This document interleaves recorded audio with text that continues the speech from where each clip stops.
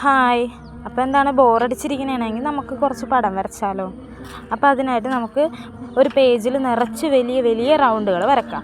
ഈ റൗണ്ട് വരച്ച് കഴിയുമ്പോഴേക്കും അതിൻ്റെ ഇടയിൽ വരുന്ന സ്പേസിൽ കുഞ്ഞു കുഞ്ഞു റൗണ്ടുകൾ വരക്കാം. അപ്പോൾ റൗണ്ടിൻ്റെ സൈസ് കുറഞ്ഞ് വന്നുകൊണ്ടിരിക്കണം. അങ്ങനെ ഈ പേജിലുള്ള റൗണ്ടുകളുടെ ഇടയിലുള്ള എല്ലാ സ്പേസും നമ്മൾ ഫില്ല് ചെയ്ത് കൊടുക്കുക. അപ്പം തന്നെ ഒരു ഭംഗിയുണ്ട് കാണാൻ. അത് കഴിഞ്ഞിട്ട് നമ്മൾ എന്ത് ചെയ്യണമെന്ന് വെച്ചിട്ടുണ്ടെങ്കിൽ ഈ സ്പേസ് നമ്മൾ റൗണ്ട് വരച്ചില്ലേ, റൗണ്ട് വരച്ചതിൻ്റെ ഉള്ളിൽ കുറേ സർക്കിളുകൾ വരക്കാം.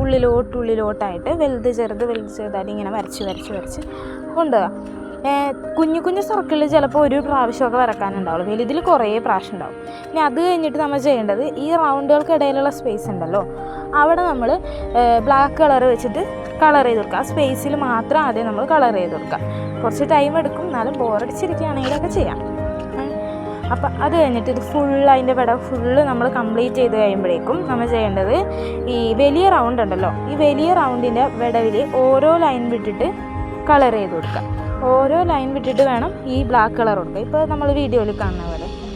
എന്നിട്ട് ഇതേപോലെ തന്നെ എല്ലാ റൗണ്ടിൻ്റെയിലും ഇതേപോലത്തെ സ്പേസുള്ള സ്ഥലത്ത് ഒന്ന് ഇടവിട്ടിട്ട് കളർ ചെയ്തെടുക്കുക. ഇങ്ങനെ ചെയ്ത് കഴിയുമ്പോൾ നമ്മുടെ ബുക്കിൽ എന്തോ ഒരു സാധനം ഇരിക്കണ പോലെ തോന്നല്ലേ.